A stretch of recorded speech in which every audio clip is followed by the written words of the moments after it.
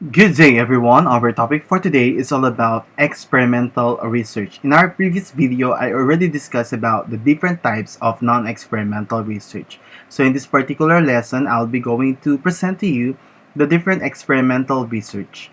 But before that, don't forget to like and subscribe to this channel and hit the bell button for more updates. Also, you will find different subjects in this YouTube channel. Just select the playlist section. And now let's proceed to our main topic for today, which is all about experimental research. So why experimental research design?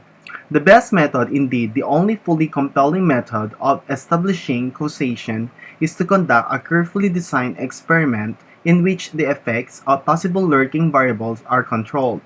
To experiment means to actively change X and to observe the response in Y.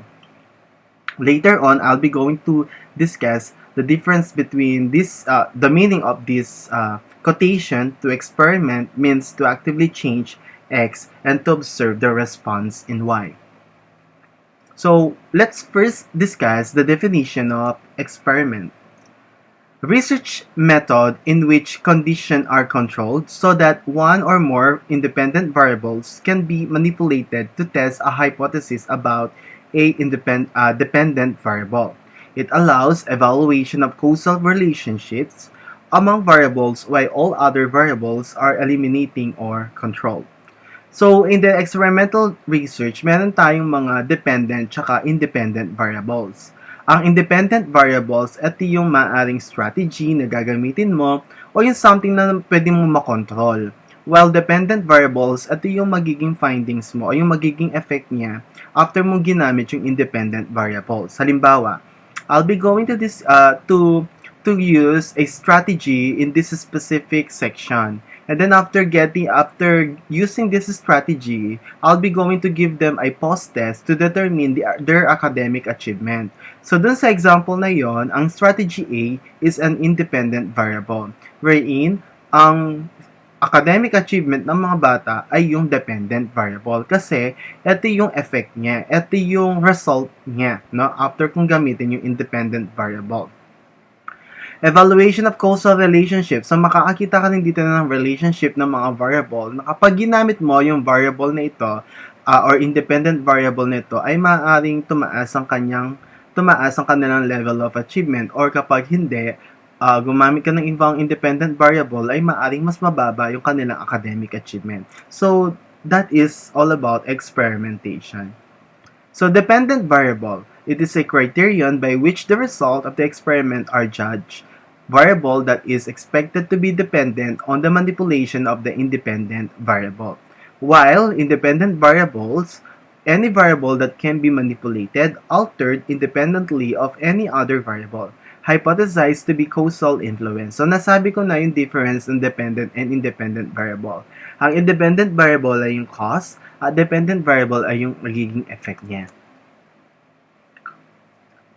More definition. Pag sinabing experimental treatment, ito yung alternative manipulation of the independent variable being investigated. So, pag sinabing experimental treatment, ito yung treatment na ibibigay mo doon sa experimentation na gagawin mo.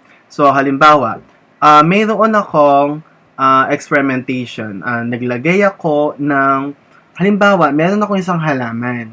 And then, meron akong isang tawagin na nating what they call this, pataba ng lupa or fertilizer. Ang fertilizer ay ang experimental treatment ko kasi siya yung ilalagay ko dun sa experimentation na gagawin ko. Experimental group are group of subject exposed to the experimental treatment. So dun sa example ko na isang halaman at lalagyan ko siya ng special na pataba ng lupa, so yung halaman ang magiging experimental group ko. And then control group, group of subject exposed to the control condition, not exposed to the experimental treatment. So ang control group naman, sila yung hindi tatanggap ng experimental treatment. So magbigay tayo ng isang halimbawa. Meron akong dalawang halaman na nasa paso or pot. And then, yung isang halaman, nilagyan ko siya ng pataba.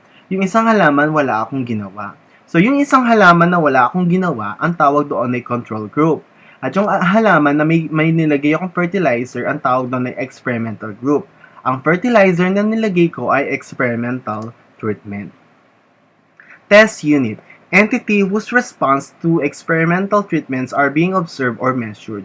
So, nung nilagyan ko siya ng pataba at yung isa wala, ay ino-obserbahan ko sila everyday. Tinitignan ko kung may changes bang nangyayari. Anong magiging itsura niya, magkakaroon ba siya ng mas magandang bunga, and so on. So, test unit ang tawag doon. And then, randomization. Assignment of subjects and treatment to groups is based on chance, provides control by chance. Random assignment allows the assumption that the groups are identical with respect to all variables except the experimental treatment. So, pag sabing randomization, ito yung pagpili mo kung sino yung magiging experimental group mo at saka control group mo. So, yun ang example ko. Ngayon, magbigay tayo ng example sa teaching. Halimbawa, meron akong section A at section B. Pareho silang heterogeneous section. Ibig sabihin, meron na silang magagaling at hindi gaano kagaling mga estudyante. So, halo-halo na sila. Section A, section B. Bubunot ako ng isa na magiging experimental group ko at isa na magiging control group ko. Ang tawag doon ay randomization.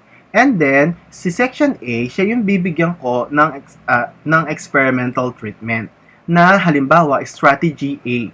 So, yung isa is strategy B or maaaring wala akong strategy na gagamitin.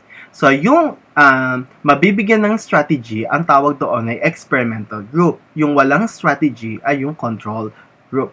At the end of the day, or at the end of a week, or at the end of the topic, using that specific strategy, bibigyan ko sila pareho ng exam. Ang tawag doon ay test unit, para malaman ko kung naging effective ba yung strategy o hindi. Experimental validity. Meron tayong dalawang uri ng validity sa experiment. Meron tayong internal validity at saka external validity. Ano ang pinagkaiba ng dalawa? Internal validity indicates whether the independent variable was the sole cause of the change in the dependent variable. Internal yon. Ibig sabihin, tinitignan mo, yung bang ginamit kong strategy, ito ba yung dahilan kung bakit nag-iba or tumaas ang performance ng bata? Sa external validity indicates the extent to which the result of the experiments are applicable to the real world. Maaring may ibang naka-impluensya or naging influence dun sa external validity, dun sa validity ng test maliban sa independent. Maaring maliban sa strategy na ginamit ko, maaring nalaman ng mga experimental group ko na ini-experimentuhan ko sila, kaya ginalingan nila. So, that's external validity. So, meron tayong tinatawag na threats to internal validity. So, meron mga threats. Ibig sabihin, ito yung mga hadlang, maaring maging limitation ang mga ito sa experimental research. Ano yung mga yon? Una, history. Event that occurs during a study that impact results. Ibig sabihin, baka itong mga to may history na. Okay? Maturation, the impact of normal development on result. Okay, magbigay tayo ng halimbawa. Sa group A, gumamit ako ng strategy A sa pagtuturo ng aking lesson. Maaring makaapekto yung history. Kasi, meron na palang mga bata dito na alam na yung topic. Maturation, maaring makaapekto ito sa result or sa academic performance ng bata using this strategy. Kasi, ang bata, nagmamatured. So, ibig sabihin, natural na nade-develop yung kanyang maturity during the process. Na, mag-aaral na ako ng mabuti. Parang ganon. Or, paghusayan ko na yung pag-aaral ko. So, may maturity na siyang nagaganap. Testing. In before and after studies, pretesting may sensitize subject when taking a test for the second time. So, sa testing, maaaring maging threats din yon. Nagbigay ka ng pretest, nagturo ka for 1 week, nagbigay ka ng post-test. Nagkataon, natatandaan pa ni bata yung mga binigay mong exam or items. Kaya alam na niya yung sagot. Instrumentation, caused by change in the wording of questions in interviews or in other procedure. Ito naman ay parang katulad din siya ng testing. So, nagpalit ka lang ng wordings, pero alam pa rin ng bata kung ano yung tanong mo. So, same pa rin yung magiging sagot niya or na-improve yung sagot niya dahil natandaan niya yung magiging question mo. Statistical regression. Participants who score very high or very low the first time will tend to score closer to the mean the second time. Ito yung nangyayari sa mga nanguhula. Halimbawa, sa pretest nanghula si bata. So, nakakuha siya ng 20/50. Sa second test, sa post-test, nanghula ulit siya kasi hindi siya nagbabasa. So, naka 21/50 siya. Meron pa nga ang pagkakataon na mas mababa pa yung nakukuha niya sa post-test kaysa sa pretest. Nangyayari talaga yon lalo na kung nanguhula yung mga estudyante mo na binigyan mo ng treatment, hindi sila nagbabasa. So, that's another threat. Kaya dapat, sa internal validity, pakatignan mo yon lalo na kapag ikaw ay nagbibigay na ng exam. Mortality, the impact of subject dropping out of the study. So, sa pretest, 10 ang iyong mga respondents. Pero dahil matagal mo siyang ginawa, may mga pagkakataon na hindi na mag-a-absent yung bata during your post-test o di kaya ay magda-drop yung bata. Sampling effect, sampling bias that result from differential selection of respondents for the comparison group. So, ano ba yon? So, ibig sabihin, halimbawa, meron akong section A and section B. Pipili ako ng sample na magiging respondents ko sa section A. Let's say 10 at 10 sa section B.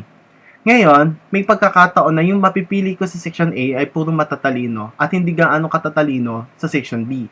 So, mangyayari, magkakaroon ng sampling bias. So, yun na yung isa sa mga nagkakaroon ng effect. Kaya, mas mataas ang nakukuha ng mga grupo ng sample na pinili ko sa section A kaysa sa section B. Kasi nga, mas napili sa sampling ko, ay mas magagaling yung mga napili ko. So, sampling bias ang tawag doon.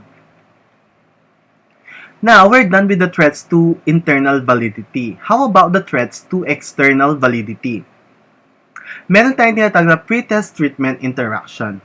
This is when subject reaction to the treatment are affected by exposure to a pretest. Katulad dito nung kanina sa internal. Dahil meron siyang nagbigay ka ng pretest sa kanya, parang meron siyang reaction doon sa treatment na yon. Na natatandaan niya pa yung mga examples, yung mga quiz, yung mga items. Dahil natatandaan niya pa, maaaring doon sa pretest, pagdating sa post-test, ay alam na pa rin yung mga sagot doon. The multiple treatment interference.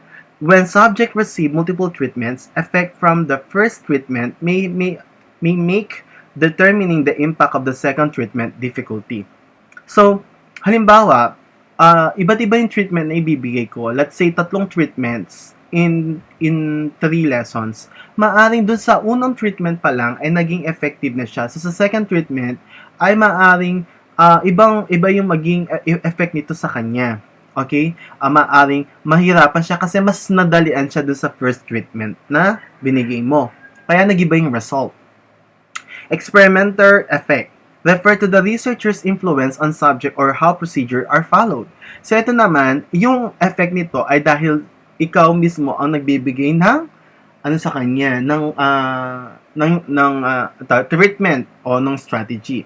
So, dahil ikaw yung nagbibigay or yung nag-experiment sa mga bata, may konting bias ka, no, dun sa procedure na mas ginagalingan mo kapag ikaw ay nagtuturo sa section A kaysa sa section B para mas mataas ang makuha ng score ng section A. So, experimental effect yon. Treatment diffusion. Refer to unintended information sharing. So, yan. Treatment diffusion ang tawag doon. Yung nag-share ka ng information na hindi dapat sa mga bata. And then, lastly, reactive arrangement. Ang reactive arrangement ay nahati sa 5. Una, meron tayong tinatawag na artificial environment. Responding differently to the fake environment. Kasi, dahil experimental sila, kailangan laging nakataas yung kamay, laging nagpa-participate. So, parang hindi siya natural na nangyayari talaga. And then, Hawthorne effect. Acting differently because you know you are a participant. So, dahil alam ng mga participants mo na, okay, experimental kami, so dapat we need to do our best. Parang ganon. And then, John Henry effect. When the control group try to beat the treatment because they know they are in the control. So, nalaman ng ibang grupo na, ay, we're just control group. They receive a experimental treatment doon sa kabilang section. So, ay, hindi. Gagalingan namin. So, that is John Henry effect. Parang paghihiganti siya. And then, placebo effect naman, when control group subject responded to the placebo in a manner consistent with their expectation for the treatment. Ay, control group, sige, hindi na namin gagalingan. So, that is placebo effect. And lastly, novelty effect. Increased response to a treatment because it is different, not better. So, dahil, merong ibang treatment, may ibang strategy na ginamit si Mahu, nakakaaliw naman. So, they perform well. So, that is novelty effect. Ibig sabihin, nag-perform sila kasi kakaiba yung ginawa niya, pero hindi better yung ginawa niya. Okay? So, sabi nga nila, there's no better strategy naman talaga. There's no best, strategy. Lahat ng strategy ay pantay-pantay depende sa klase ng estudyante na binibigyan mo ng strategy. Now, meron tayong tinatawag na experimental procedure. Okay. Ano ba yung experimental procedure na yon? Okay. Meron tayong tatlong experimental procedures. First, pre-experimental. The researcher studies a single group and provides an intervention during the experiment. This design does not have a control. Second, quasi-experimental. The researcher uses control and experimental groups but does not randomly assign participants to groups. And third, true experiments. The researcher randomly assigns the participants to treatment group. So, ito yung tatlong procedure. Pre-experimental. Sabihin natin ganito siya. Isang grupo lang siya na kung saan yung grupo ay bibigyan mo ng treatment. That is pre-experimental. Quasi-experimental. Dalawang grupo ang gagawin mo. Meron kang experimental control group, pero hindi ka mag-a-assign ng random sampling. Kumbaga, ang group A, lahat sila makaka-receive ng treatment. Ang group B, makaka-receive ng treatment sa control. And true experiments naman is, aside dun sa pipili ka ng control and experimental, ay pipili ka pa ng randomization. Ibig sabihin, bubunot ka pa, maaari, ng 10 estudyante na magiging respondents mo sa section A at 10 estudyante na magiging respondents mo sa section B. Para mas maintindihan natin ang tatlong procedures na ito, I prepared different types or subtypes for each group. So, meron tayong symbolism muna in diagramming experimental designs. So, X mean to say, expose siya dun sa experimental treatment. O, ibig sabihin, observation, or makaka-receive siya ng test. No? Or di kaya ay bibigyan mo siya ng treatment. R is randomly assigned. Ibig sabihin, gagamit ka ng randomization sa pag-assign ng mga subjects mo. So, meron tayong XOR. So, sa pre-experimental, meron tayong 4 na uri. Meron tayong tinatawag na one-shot design. Ito yung isang group lamang siya ng mga experimental group at meron kang group dito, no? Meron kang naka-assign na meron kang ibibigay na treatment dun sa group A na yon. And then titignan mo yung kanyang result. Okay? One-shot design ang tawag doon. Ibig sabihin, hindi ka magbibigay ng pretest. Agad na experiment. Halimbawa, meron akong isang halaman. Yung halaman ko, lalagyan ko ng pataba. That is experimentation. And then, i-observe ko siya. That is observation. So, one-shot design yon. One group, pretest, post-test design. Meron akong isang grupo. And then, bibigyan ko siya ng test, halimbawa. Kaya nga, pretest, post-test. Pretest. Bibigyan ko siya ng experimentation. Like, magtuturo ako sa kanya ng ibang strategy. And then, titignan ko yung kanyang post-test kung nag-improve base sa kanyang pretest.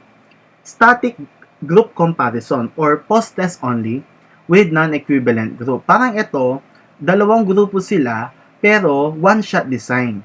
So, group A, magbibigay ako ng treatment and then titignan ko yung result. Sa group B, wala akong treatment na ibibigay pero titignan ko pa rin yung result niya. Okay? Then, alternative treatment post-test only with non-equivalent. So, group A at saka group B, parang double one-shot design ito. Na kung saan, meron akong dalawang treatment na magkaiba. Let's say, meron akong fertilizer A at saka fertilizer B at meron akong dalawang halaman. Si fertilizer A, bibigay ko kay plant 1. Kay plant 2, fertilizer B. And then, pareho ko silang i-obserbahan kung ano yung magiging result nila. So, yun yung pre-experimental research design. So, meron tayong 4. Meron tayong one-shot design, one-group pretest post-test design, static group comparison or post-test only with non-equivalent groups, and alternative treatment post-test only with non-equivalent groups. Sa quasi-experimental designs naman, may 3 tayong types. Meron tayong non-equivalent pretest post-test control group design. Ito yung meron 2 grupo ng mga estudyante, Section A at Section B. Ang Section A ang aking experimental design, ang Section B ay ang control group. Sa Section A ay bibigyan ko sila ng pretest at magtuturo ako using strategy A. And then bibigyan ko sila ng post-test. Sa Section B, bibigyan ko sila ng pretest and then wala akong gagamiting strategy, basta magtuturo lang ako ng traditional and then bibigyan ko sila ng post-test. And with that, i-compare ko yung result ng test nila kung sino ang mas gumaling using strategy A tsaka yung traditional method. While in a single group interrupted time series design, ito mahaba ito. There is only one group lang na gagamitin for this quasi. Pero hindi ka magseselect ng randomization.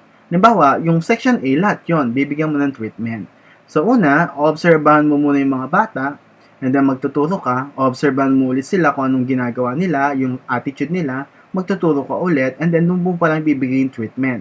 After giving the treatment, magtuturo ka, then just give the treatment again, bibigyan mo sila ulit ng test, then just give the treatment, bibigyan mo ng test. So maraming series siya. So dahil time series siya, matagal siyang gagawin, pero bibigyan mo ng detalye kung ano ang mga nagiging hakbang mo, at the same time, ano yung nagiging attitude ng bata o yung performance ng bata kapag tumatagal yung proseso.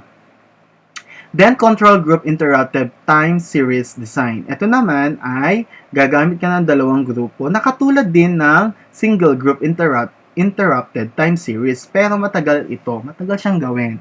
Okay? Sa isa, meron kang experiment. Sa pangalawa, experimental treatment. Sa pangalawa, wala kang experimental treatment. Okay?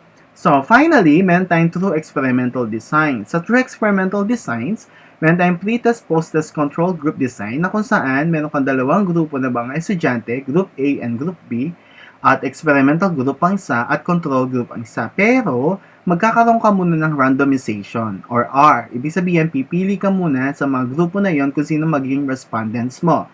Sa group A tsaka sa group B bago mo ibigay yung pretest sa parehong grupo. And then, magbibigay ka ng treatment sa group A, sa group B, wala kang treatment na ibibigay and then bibigyan mo sila ng post-test. Sa post-test only control group design, para siyang one-shot design. Pero, meron kang randomization sa unang gagawin. And then, meron kang treatment sa isa, walang treatment, and then, obserbahan mo silang pareho.